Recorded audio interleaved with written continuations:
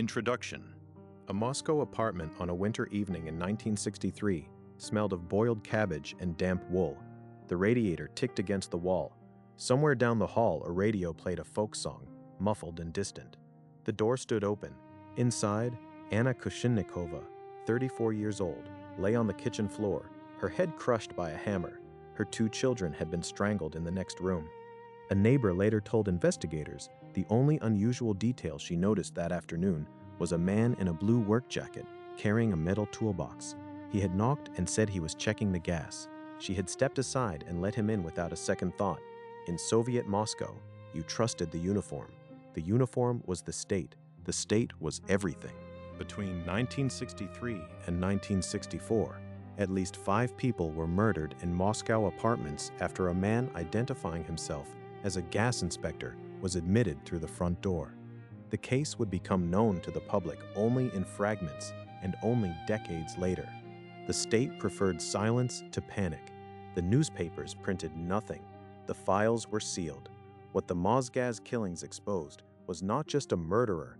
They exposed a fracture running beneath the surface of Soviet life, an over-reliance on official appearance, a policing system carved into isolated fiefdoms, and a criminal justice apparatus that had no language for what Vladimir Ionesyan was. No specialized homicide detectives, no behavioral profiling, no centralized alert system, just silence and the next door opening. The central question that haunts these files is not how Ionesyan killed. It is how the system let him keep killing. Whether earlier attention to the first apartment murder would have prevented the rest. Whether Anna Khrushchevnikova's children needed to die. They did not. This is Archive 13. Every name recorded here belonged to a real person. Nothing buried, nothing softened, nothing supernatural power. And tell us in the comments, what single change in how Moscow police handled the first report could have stopped Vladimir Ionesyan before he killed again? Very front-Leningrad riot in the early 1960s was a city caught between 2 versions of itself. 5-story Khrushchev-era concrete blocks rose on the outer rings, flat and featureless, built fast and meant to last just long enough. Closer to the center, pre-revolutionary buildings with high ceilings and crumbling plasterwork still stood, their stairwells smelling of coal dust and boiled potatoes and decades of accumulated living. Families shared kitchens, strangers shared bathrooms. You knew your neighbors by their cough through the wall. Doors were frequently left unlatched during the day. There was a logic to it. Someone was always home. Someone was always watching the landing. The building itself was a community, a surveillance network of old women and retired men who noticed everything and reported when asked. It felt safe. It was supposed to feel safe. That sense of safety was the first thing Ionesyan understood how to use. Vladimir Ionesyan arrived in Moscow from the provinces sometime in the early 1960s. He was 30 years old. He had worked at a factory, on construction sites, in the margins of the Soviet working economy, where men moved between jobs without much documentation and without much scrutiny.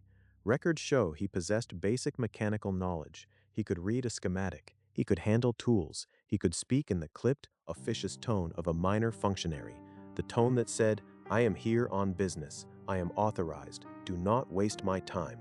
He was married once. The marriage did not last. He was already known to local police for theft. None of those facts traveled with him when he moved to a new district.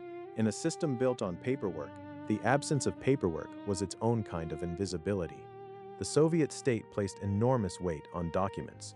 A blue work jacket, a stamped order sheet, a toolbox with the right insignia. These were the keys to any door. Gas inspectors were expected. They came periodically, unannounced, authorized by the building management office or the housing committee. No resident questioned the uniform because questioning the uniform meant questioning the system, and questioning the system was not something ordinary Muscovites did lightly in 1963. Ionesyan understood this completely. He had studied it the way a locksmith studies a mechanism, not with admiration, but with cold professional interest in the point of entry. He lived in a workers' dormitory near the outskirts of the city. A narrow bunk, a shared washroom, the smell of cigarettes and wet boots in the corridor. Neighbors recalled very little about him. He was quiet. He kept irregular hours. He sometimes returned late carrying a heavy bag. No one asked what was in it. The archives record no prior violent offenses in his file before the winter of 1963. What they do record, if you look closely enough, is a man assembling the components of something, a man practicing a role. A man who had discovered, perhaps by accident and then by deliberate repetition, that the right costume and the right tone of voice could open any door in Moscow. He just needed to decide what he would do once he was inside. Fact, the Khrushchev-era apartment buildings, known as Khrushchevki, housed approximately 1/3 of Moscow's urban population by 1963. Their design prioritized rapid construction over security infrastructure. Most buildings had no intercom systems, no door locks on street entrances, and relied entirely on communal social trust for resident safety. A break of Vladimir Ionesyan's early life reads like a catalog of missed interventions.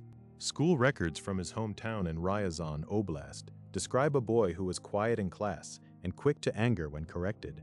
Teachers noted repeated truancy, minor thefts from lockers, a tendency to observe rather than participate, to watch the room from the edges.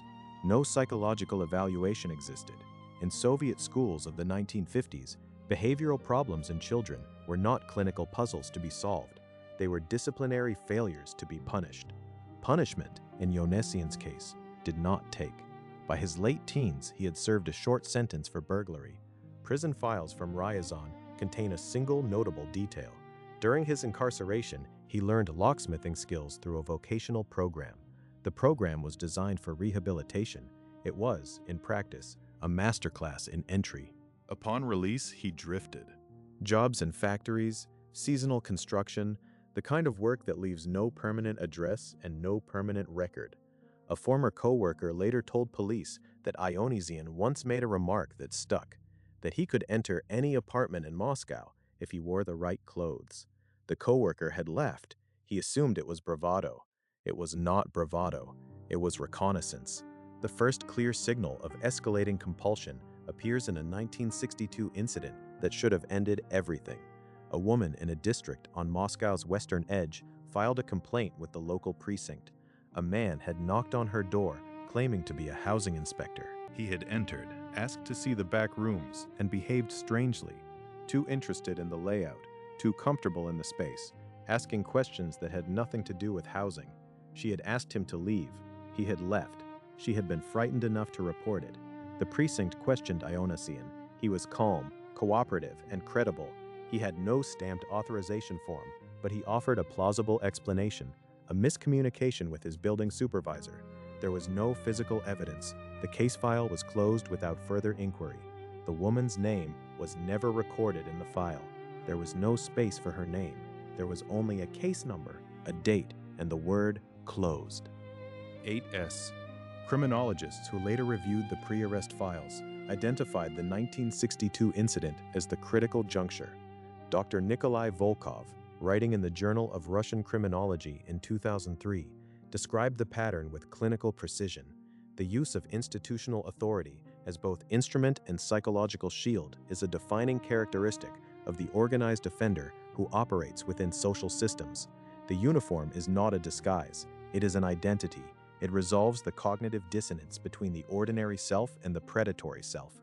When that identity goes unchallenged, the offender does not merely escape consequence, he receives a signal that the system endorses him. The system had endorsed Vladimir Ionesyan.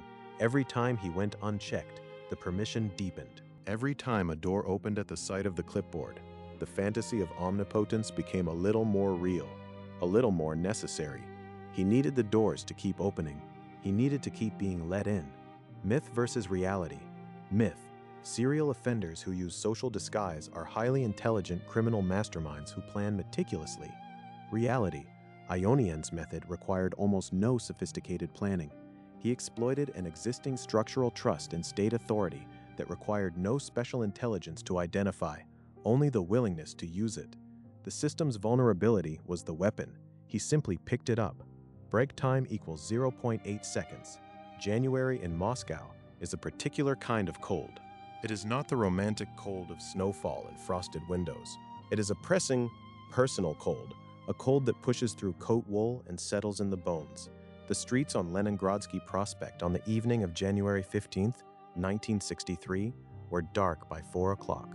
Residents moved quickly between the street and their buildings, heads down, breath clouding, hands deep in pockets.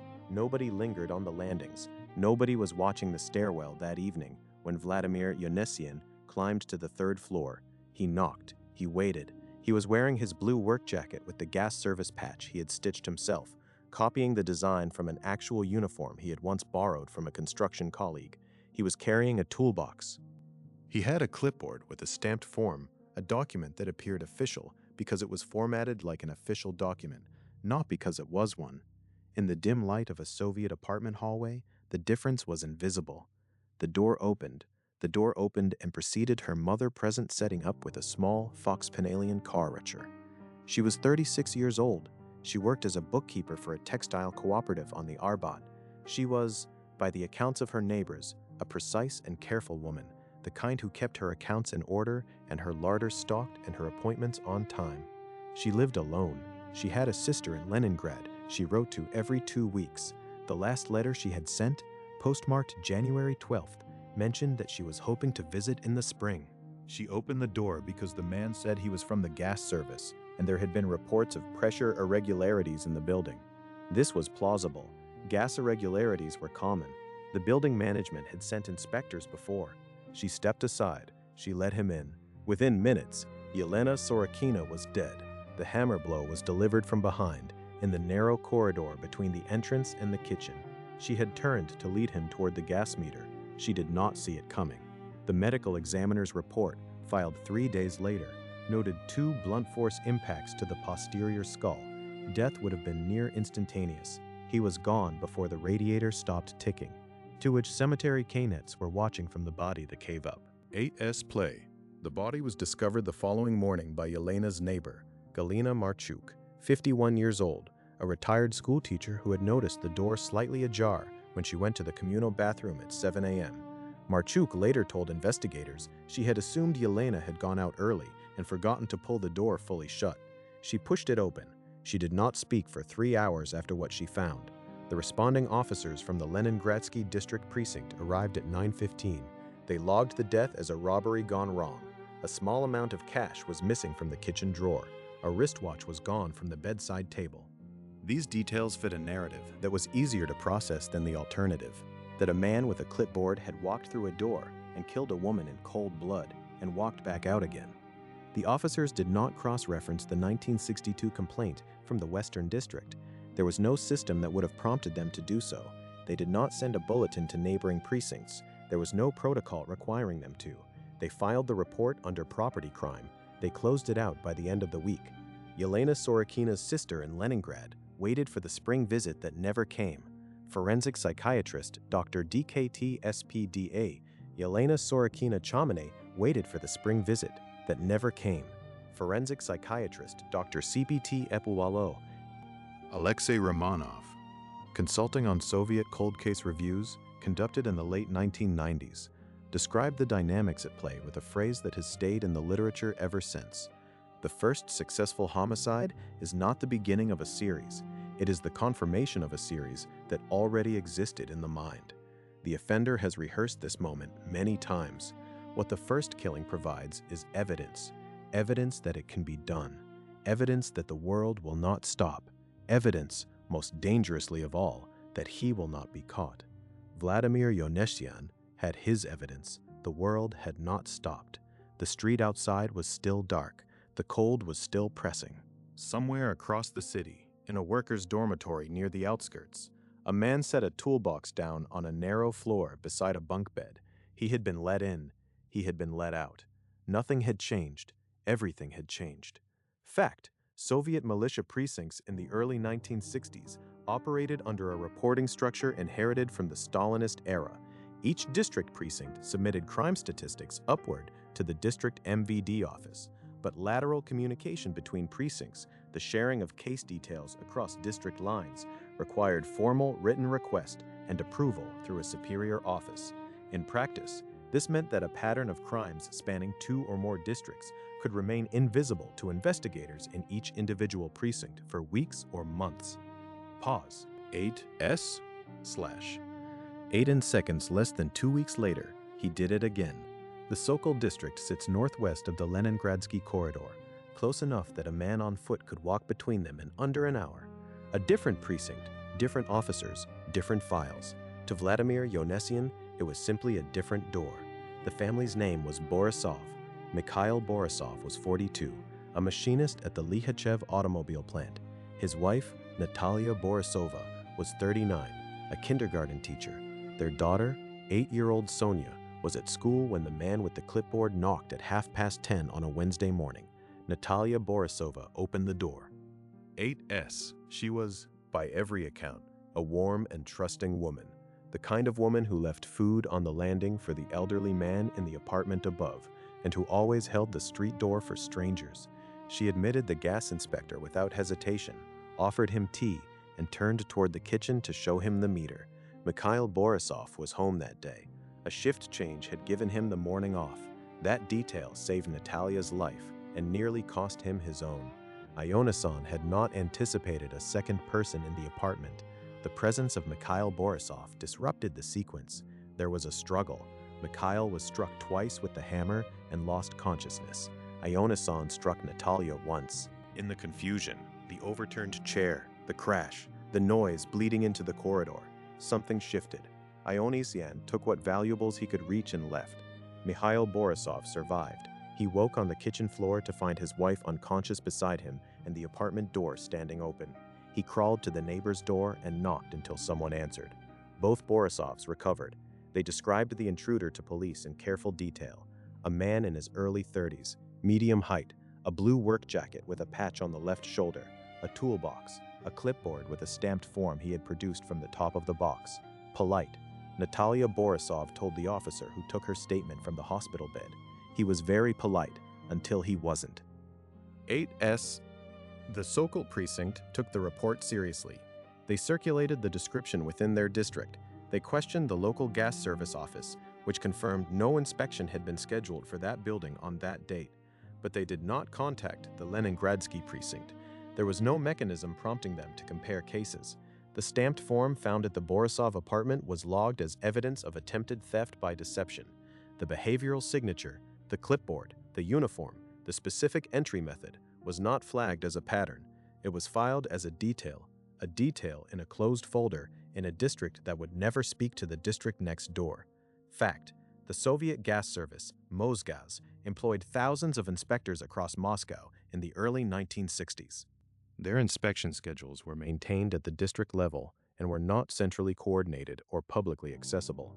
This made it virtually impossible for residents to independently verify whether an inspector's visit was legitimate without contacting their building management office, a step almost no one thought to take.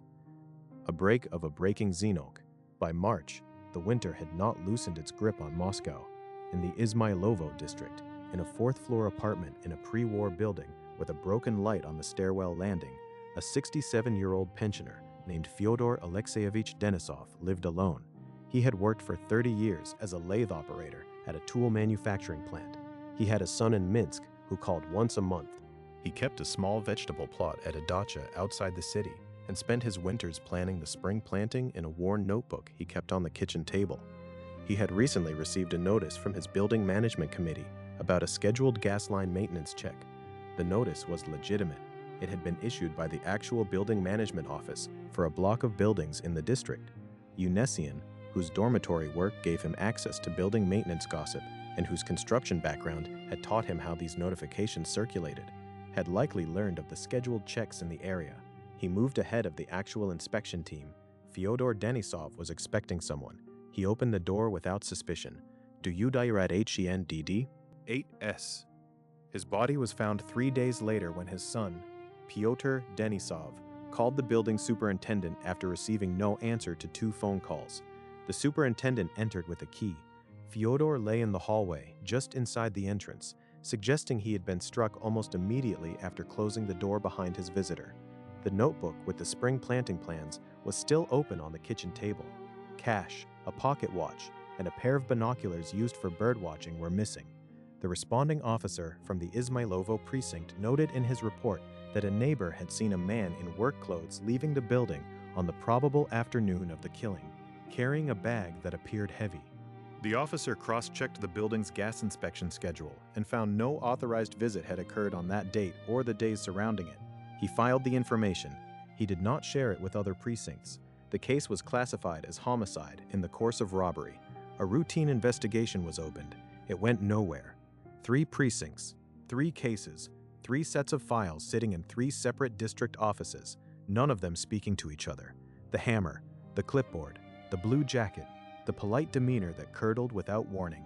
These details were invisible as a pattern because the system had no architecture for patterns. Each case was its own island. Each precinct was its own island. And Ionesyan moved between them like water through cracks, finding the gaps, slipping through. Myth versus reality. Myth. Soviet authorities were an efficient, all-seeing apparatus that would rapidly identify and neutralize a criminal threat of this kind. Reality. The Soviet MVD in the early 1960s was a heavily bureaucratized organization still undergoing reform following the dismantling of Stalin's security apparatus. Homicide investigation was under-resourced and under-specialized. There were no dedicated serial crime units, no centralized criminal database, and no behavioral analysis capacity. The image of Soviet omniscience was, in most practical respects, a myth, a mwanta neflata. 5S. To understand how Vladimir Ionesyan kept killing, you have to understand the machine that was supposed to stop him. Moscow's Criminal Investigation Department in 1963 was an inheritance. It had been built on the bones of the Stalinist security apparatus, the MGB, the NKVD, organizations designed not to solve crimes, but to locate and eliminate political threats. When Stalin died in 1953 and Khrushchev began dismantling the worst architecture of state terror, the Criminal Investigation Function was restructured under the Ministry of Internal Affairs, the MVD. But restructuring does not automatically produce capability. It produces reorganization, new titles, new reporting lines, the same people doing roughly the same things in newly labeled offices.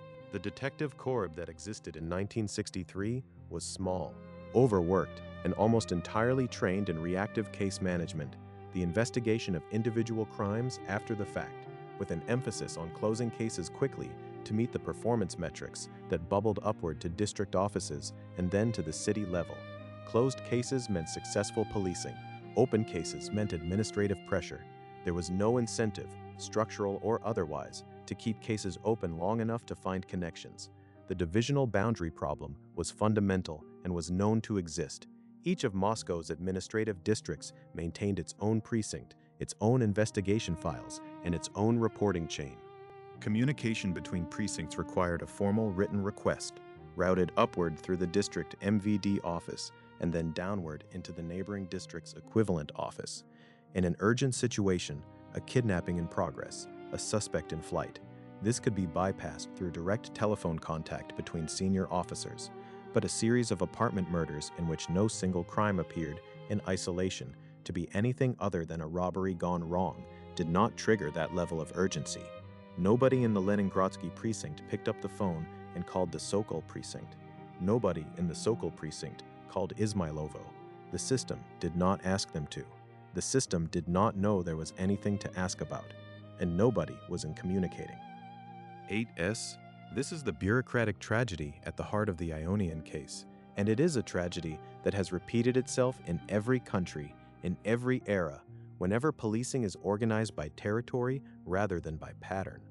Dr. Nikolai Volkov, analyzing the case files for his 2003 paper in the Journal of Russian Criminology, was direct about the institutional failure. The Ionian investigation illustrates the catastrophic consequence of a policing model in which geographic jurisdiction supersedes evidentiary logic. The offender's method did not respect district lines. The investigation did. This asymmetry is not a procedural failure. It is a structural guarantee of failure. A structural guarantee of failure. That phrase deserves to sit in the room for a moment. 8S. There was also no profiling capacity. The concept of behavioral analysis of violent crime, the systematic study of what a crime scene communicates about the person who committed it, did not exist in any formalized sense within Soviet criminology in 1963. In the United States, the FBI's Behavioral Science Unit would not be formally established until 1972. In the Soviet Union, The academic study of criminal psychology lagged even further behind, constrained by an ideological framework that attributed criminal behavior primarily to social and economic conditions rather than individual psychological pathology. Vladimir Ionesyan did not fit the accepted Soviet model of a criminal. He was not a product of capitalist exploitation. He was not an ideological deviant. He was not a recidivist burglar spiraling into violence under economic pressure. He was something the theoretical framework had no box for, and so the framework could not see him.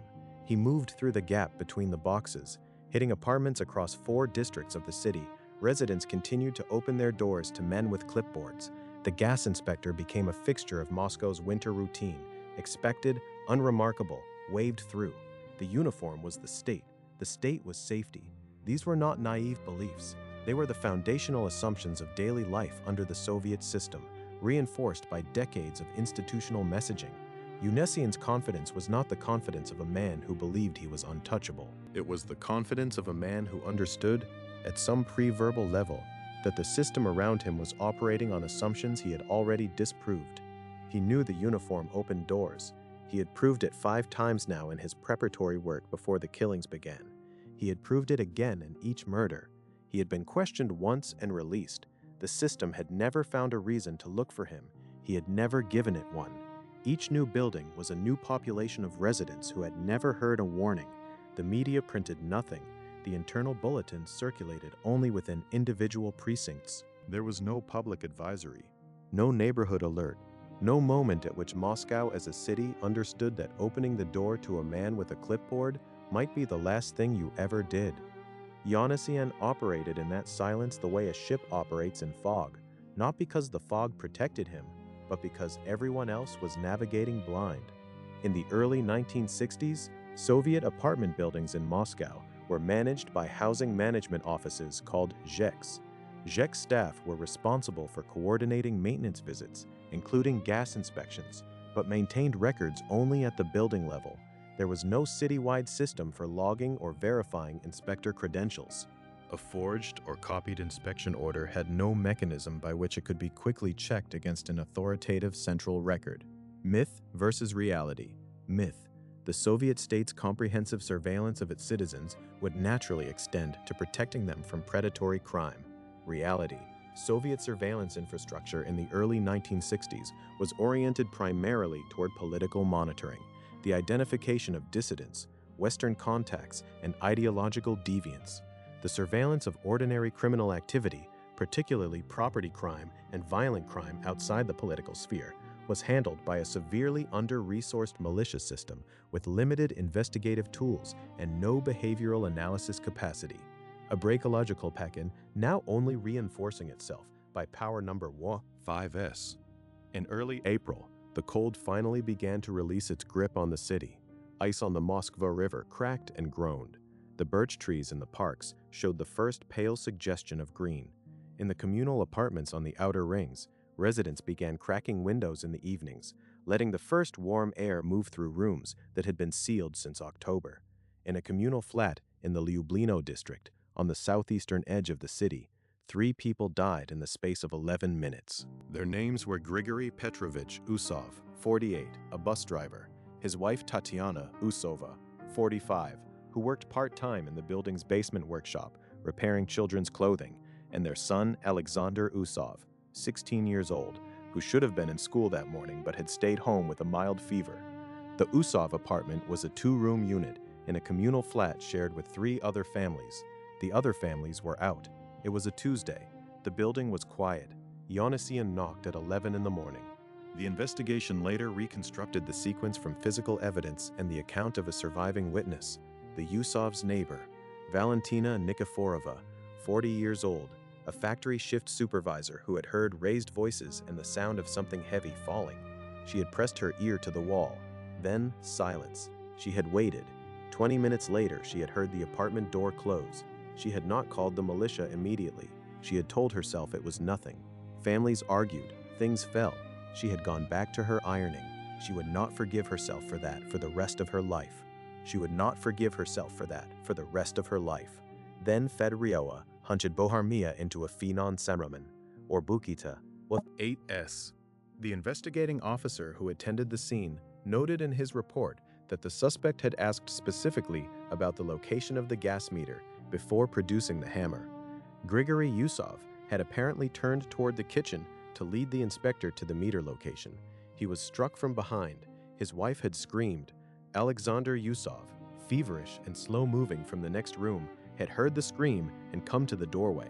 All three were dead before anyone on the landing heard a sound that felt like more than a domestic dispute. Despite the brutality of the crime scene, 3 victims, the clear evidence of a ruse, the specific detail of the meter question, the Lublino precinct classified the case as a property crime. 2 cash boxes in the flat had been opened and emptied. The property crime classification was technically defensible. It was also catastrophically wrong. No psychological analysis was attempted. No request was sent to neighboring precincts asking whether similar cases had been reported. Alexander Usov had been 16 years old with a mild fever. The detail about the gas meter question, asking about its location before striking, appears in the Lublino case file and was not connected to the Leningradsky, Sokol, or Izmailovo cases until after Ionesyan's arrest.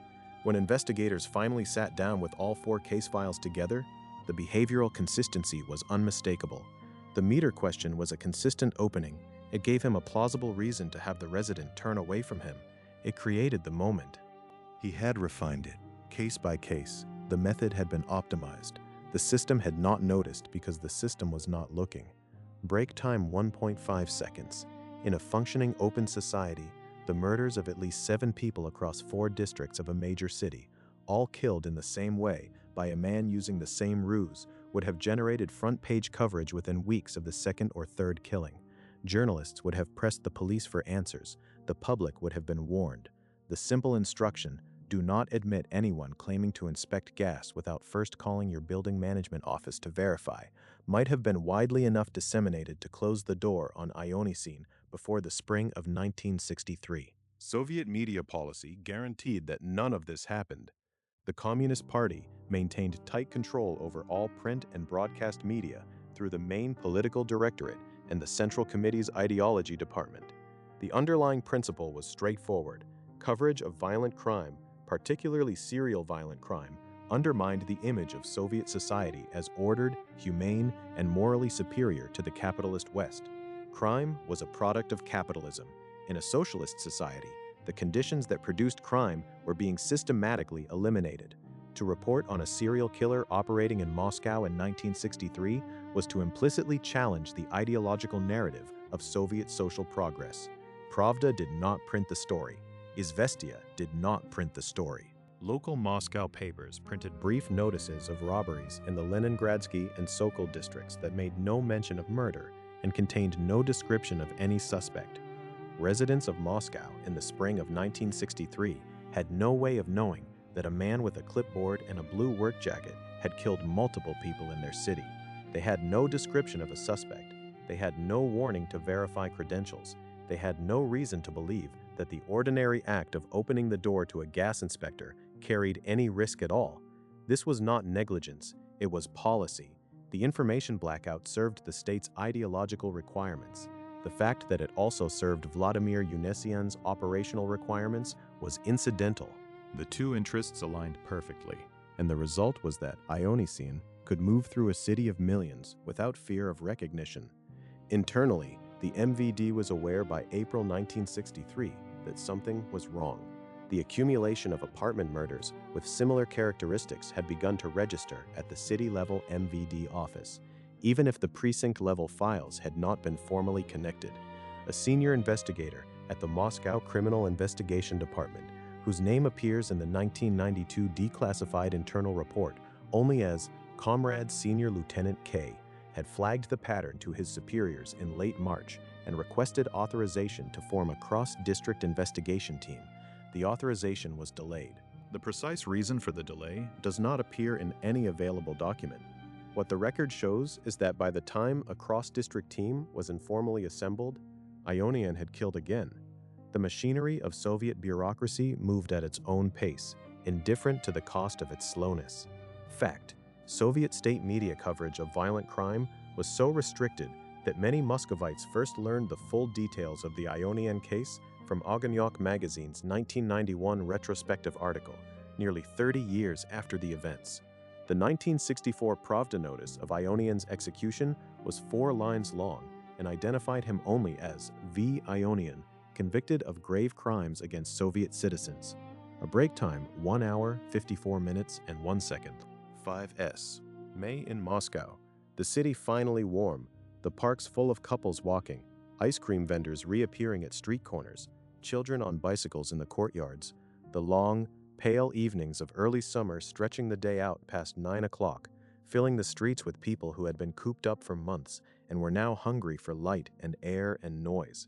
In a 4th-floor apartment in the Frunzensky district, on an evening in the 2nd week of May, a young couple was at home together for the first time all week. His name was Dmitry Ivanovich Sokolov, 26 years old, an engineering student in his final year at the Moscow Aviation Institute. Her name was Irina Sokolova, née Morozova, 24 years old, who worked as a typist at a research institute on Leninsky Prospect. They had been married 14 months. Photographs in the case file show a bright, narrow apartment with a bookshelf built from wooden planks and bricks, a shared desk covered in engineering drawings, a window overlooking a courtyard where lime trees had just come into leaf. They were making dinner. The smell of frying onions was in the hall when Ionesyan knocked. He presented his clipboard at the door. Gas inspection, standard visit. The stamped form was produced and shown. Dmitry Sokolov, raised in an era when you did not question the form, stepped aside. What happened in the next several minutes is reconstructed from the physical evidence, because neither Dmitry nor Irina Sokolov survived to describe it. Dmitry was struck first in the entrance corridor. Irina was killed in the kitchen, near the stove where the onions were still frying when the responding officers arrived the following morning, alerted by a neighbor who had smelled the smoke and the burn of an abandoned pan. The frying pan was still on the burner. The onions had burned to charcoal. Nobody had been there to turn off the flame. The crime scene contained, for the first time, a significant piece of physical evidence that survived intact, the stamped inspection form left behind by Ionesyan on the kitchen table. He had set it down and forgotten it, or moved too quickly to retrieve it in the aftermath. The form was examined by investigators from the newly assembled cross-district team who reached the scene within hours of the bodies being discovered. The form was a forgery, an exceptionally good forgery, typed on a machine that matched the typeface of actual Mosgaz inspection documents, with a stamp that had been carved from rubber and inked to replicate an official seal, but a forgery nonetheless.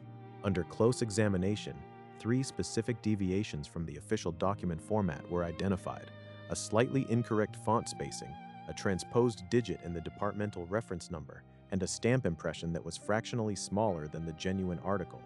These deviations could not have been identified in the brief moment a resident examined the form at the door. They required laboratory analysis, but they confirmed something critical. The same forged document format had now been recovered at 2 crime scenes. The cross-district team had their link.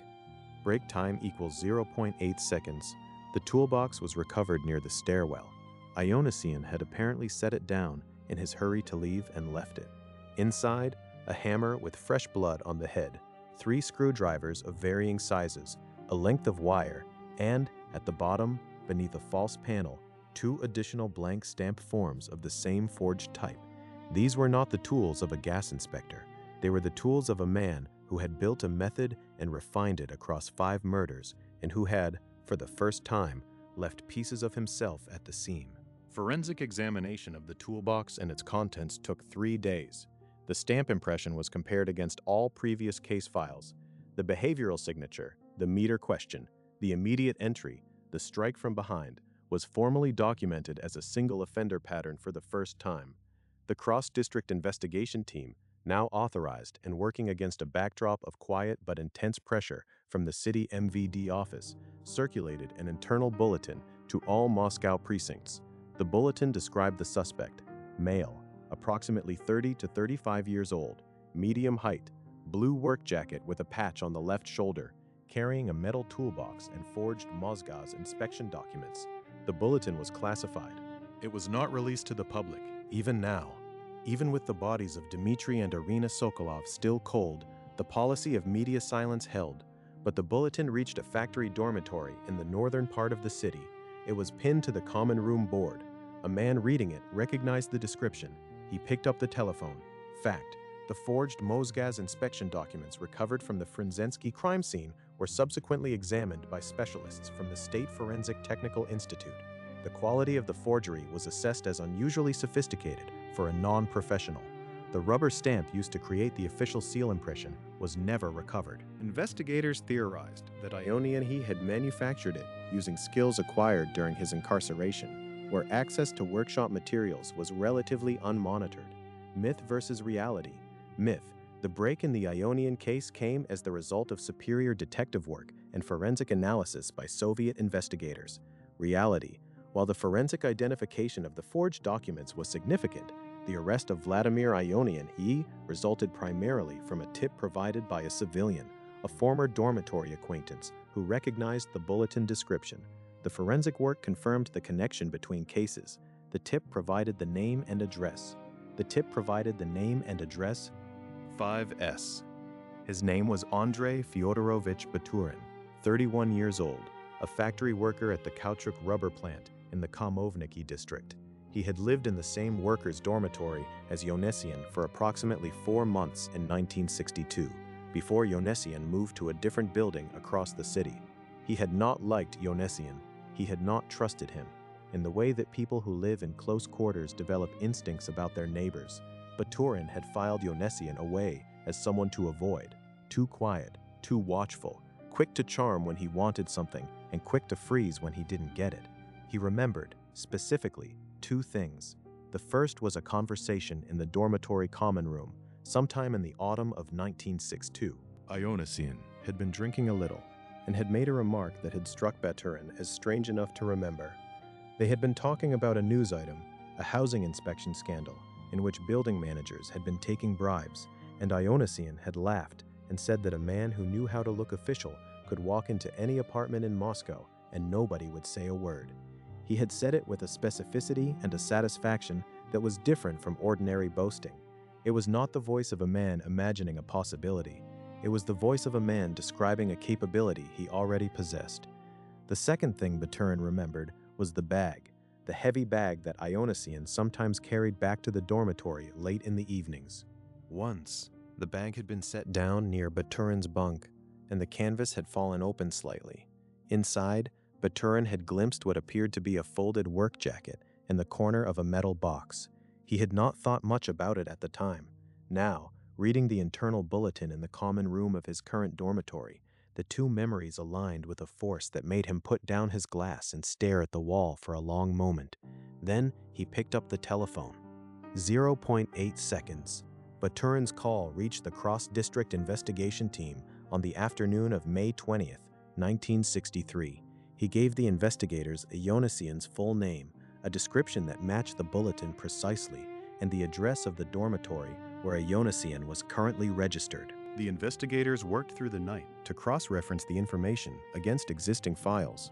The 1962 complaint, the woman who had reported an intruder posing as a housing inspector who had been questioned and released, was pulled from the Kamovniki precinct archive and laid beside the current case files. The dates aligned, the geographic pattern aligned, the description aligned. By midnight, the cross-district team was confident. By 3 a.m., they had a warrant. By 3 a.m., it is worth pausing here to note what made Andrei Baturin's call possible and what nearly prevented it. What made it possible? The internal bulletin reached enough buildings and common rooms that a person with relevant knowledge encountered it. Baturin was literate, attentive, and willing to act on an uncomfortable memory involving someone he knew by name. What nearly prevented it? The bulletin was classified. It was not broadcast on radio or published in newspapers. The vast majority of Moscow's population, including the residents of the buildings in which Ionesyan had killed, never saw it. If Baturin had been transferred to a different factory, if he had not been in the common room that day, if the bulletin had been posted in a different location or arrived a day later, it is not clear that the tip would ever have come. The case broke on the thinnest thread. That came for him at 6:45 on the morning of May 21st, 1963. 4 officers from the cross-district investigation team accompanied by 2 uniformed militia officers, arrived at the dormitory building before the residents were fully awake. The corridors smelled of institutional soap and yesterday's food. A cleaning woman mopping the ground floor pointed toward the stairwell without being asked. Ionesyan was in his room. He was dressed. He answered the knock without apparent surprise, which the lead investigator later described in his report as significant. Not the shock of a man caught off guard, but the stillness of a man who had been waiting. He did not resist. He did not speak. He was handcuffed and walked down the stairs and into the waiting vehicle with the composure of someone who had, at some level, already accepted the end of the thing. The toolbox was under the bed. The work jackets, 3 of them, 2 blue and 1 gray, were folded on a shelf. A collection of blank stamped forms was found in a cardboard folder, tucked inside a hollowed-out copy of a technical manual. A small notebook contained what appeared to be addresses, building names, district names, floor numbers. The interrogation began the same afternoon. Vladimir Ionesyan was not difficult to break. He confessed to all 5 murders within the first session. He described each killing with a precision and a detachment that investigators found disturbing. The specific details he chose to emphasize, the absence of emotion, the occasional technical observation about what had or had not worked as planned. He spoke about the victims not with cruelty, but with a kind of flat, administrative indifference, as if recounting the outcomes of routine site inspections. What he was not indifferent about was the uniform. When the lead investigator pressed him on why he had chosen this particular method, Ionesyan's affect changed. He became, briefly, animated. He explained that the uniform granted him something he had never possessed in ordinary life: authority. Not just access, authority. The moment a resident stepped aside to let him in, he became someone. He became the state's representative. He was the man with the clipboard and the official stamp. He had power. The uniform was not a disguise. It was, in his own words, the only version of himself he had ever respected. The investigators noted this explanation in the protocol. They did not know what to do with it, theoretically. There was no framework within Soviet criminological thinking that could receive it cleanly. They recorded it and moved on to the evidentiary details. Break time types Otaranchiskota Senen. The search of Ionesyan's effects produced one additional discovery that did not make it into the public record at the time: a photograph, folded and carried in the inside pocket of the gray work jacket. The photograph showed a street corner, a residential building, and a figure in a work jacket walking toward the entrance. The figure was Ionesyan. The photograph appeared to have been taken by a timer or by an accomplice. Its purpose was never definitively established. Whether it was a trophy, a planning document, or simply a vanity, a self-portrait of the man he had made himself into, the investigators could not determine. The case file records it simply as one photograph, personal. The case reached the Moscow City Court in the autumn of 1963. The proceedings were closed to the public. No journalists attended. No families of victims were formally notified of the trial date, though some learned of it through indirect channels and were turned away at the courthouse door. The Soviet justice system of the early 1960s was not a theater of guilt and innocence. It was an administrative process designed to produce a predetermined outcome with the proper legal formalities attached. In a case as clear-cut as Ionesyan, confession on record, physical evidence overwhelming, witnesses corroborating, the trial was primarily a mechanism for generating the paperwork necessary for a death sentence. It lasted 3 days. The prosecution's case was built not around ideological motive, there was none, but around the exploitation of state trust. This framing was careful and deliberate. To argue that Ionesyan had exploited a weakness in Soviet social organization would have required acknowledging the weakness. Instead, prosecutors characterized his use of the gas inspector ruse as a calculated desecration of the relationship between the Soviet state and its citizens, a crime against the social compact, not an exposure of a flaw within it. The distinction mattered for the record, even if it mattered for nothing else. Ionesyan sat through the proceedings with the same flat composure he had maintained during interrogation. He confirmed his confession. He offered no mitigation, no expression of remorse, no explanation beyond the ones already recorded. He showed no apparent interest in the outcome, though he must have known what it was. The judge read the sentence, death, to be carried out by firing squad. Ionesyan nodded, as if the finding confirmed something he had already calculated. The families of his victims were not present. Several learned of the verdict from a single brief notice in a local newspaper that named no victims and described the convicted man only as guilty of grave crimes against Soviet citizens. The notice gave no context, no detail, no acknowledgement of the specific people who had died. Yelena Sorokina's sister in Leningrad, who had never received an official explanation for her sister's death, read the notice months later after a contact in Moscow sent her a clipping. She wrote a letter to the Moscow City Court asking for information about the case. The letter was not answered. The Borisov family, Mikhail and Natalia, who had survived, received nothing.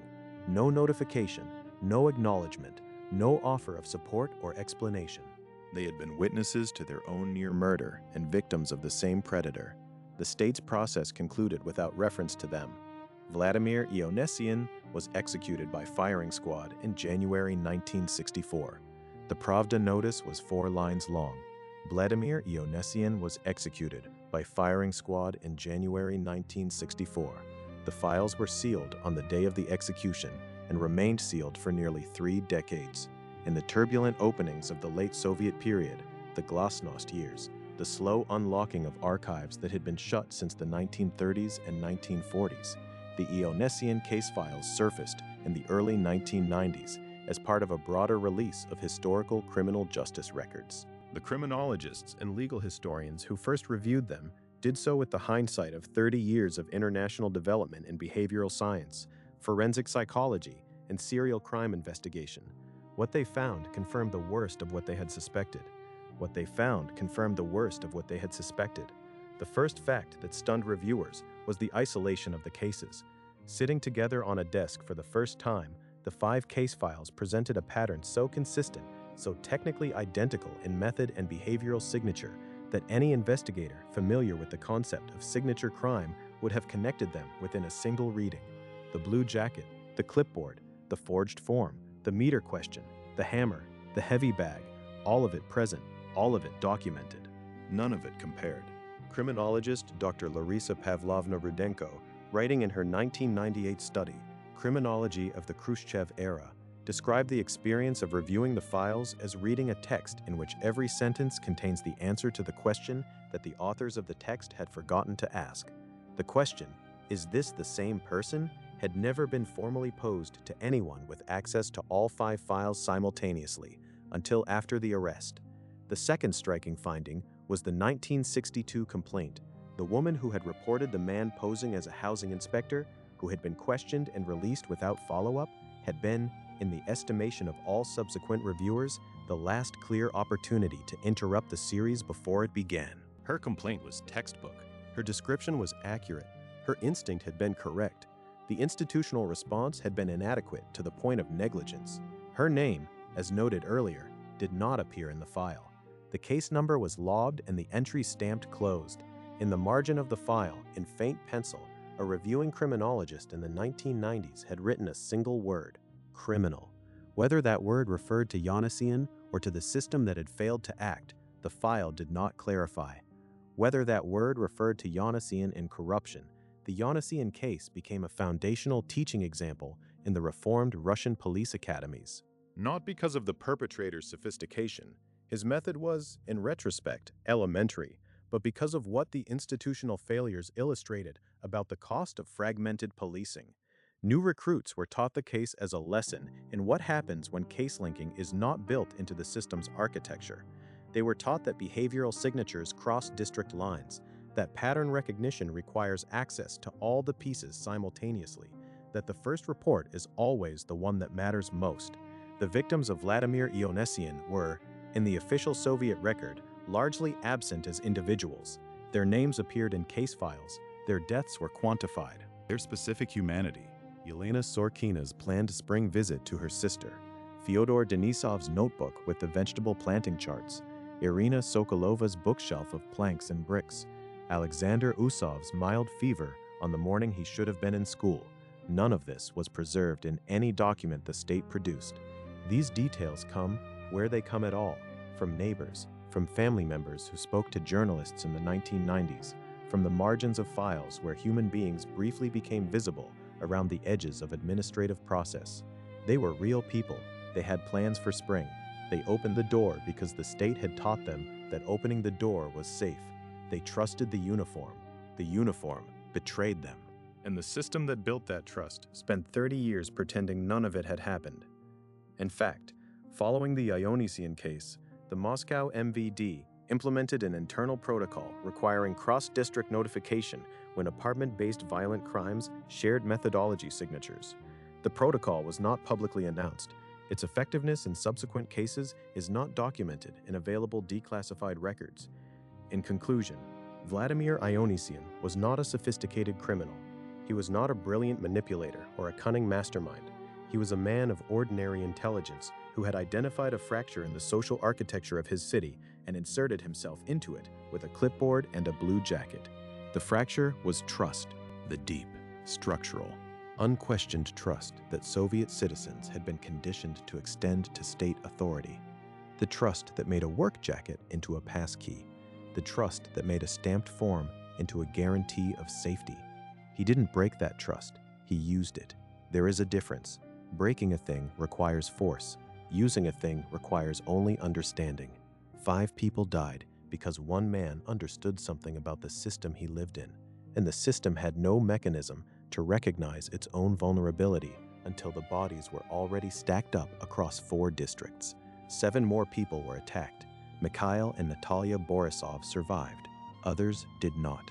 Families were left without explanation, without acknowledgement, without a single letter from a court that had resolved their loss in a closed room and sealed the result for 3 decades. The murders exposed a bureaucratic truth that no government likes to acknowledge, that the conditions a society creates for the convenience of ordinary life are also, always, the conditions available to the person who wants to exploit them. The gas inspector was expected. That expectation was useful and rational and correct in 99.9% of interactions. Vladimir Ionesyan was the fraction of a percentage point that the system had no room for. The 1962 complaint remains the hinge point of the entire case. A woman whose name was never recorded went to her local police station and told them, accurately and in detail, that a man had entered her apartment under false pretenses and behaved in a way that frightened her. She was believed enough to be taken seriously. She was not believed enough to generate a sustained investigation. The case was closed. The file was stamped. What would it have cost to keep it open? To run the 1962 description against known offenders? To flag the pattern for neighboring precincts? To follow up with one phone call, one additional interview, one thread pulled further than the minimum required to justify a closed stamp? We know what it would have cost. Almost nothing. We know what not doing it cost. We have the names. We have the names facing this. We have the fame that procures undercore significance certainly cooperating, and we know that 8S/. The Ionian files are open now. The details are on record. The names of the dead, recovered wherever the record allows, are spoken here because silence was the first injustice done to them, and speaking their names is the smallest of the corrections we can make. Yelena Sorokina, Fyodor Denisov, Grigory Usov, Tatiana Usova, Alexander Usov, Dmitry Sokolov, Irina Sokolova. They opened their doors. They were owed safety. They were owed the truth. They are owed, at minimum, to be remembered by their names. This is Archive 13. Subscribe to Archive 13 and tell us in the comments. If you had been the officer who took that 1962 complaint, what would you have done differently? And could one decision have changed everything? Ampersand. 8S. Sources and references. 1. Kaladin, A.S. Mosgaz, Delo Vladimira Ionesyana, Moscow, Veche, 2005. 2. Soviet Ministry of Internal Affairs Internal Report 1963, reference number 47-12, Declassified 1992, Russian State Archive of Contemporary History, RGANIN, Fond 89. 3. Shcherbakov, V.I., Serial Murders in the USSR, St. Petersburg, Aletheia, 2010. 4. Pravda, 22 May 1964, p. 4. Execution Notice, Russian State Library Newspaper Archive, Moscow. 5. Moscow City Court, Verdict Transcript, Criminal Case Number 312-63, Moscow City Court Archive, Declassified 1993. 6. Rudenko, L.P., Criminology of the Khrushchev Era, Moscow, Nauka, 1998. 7.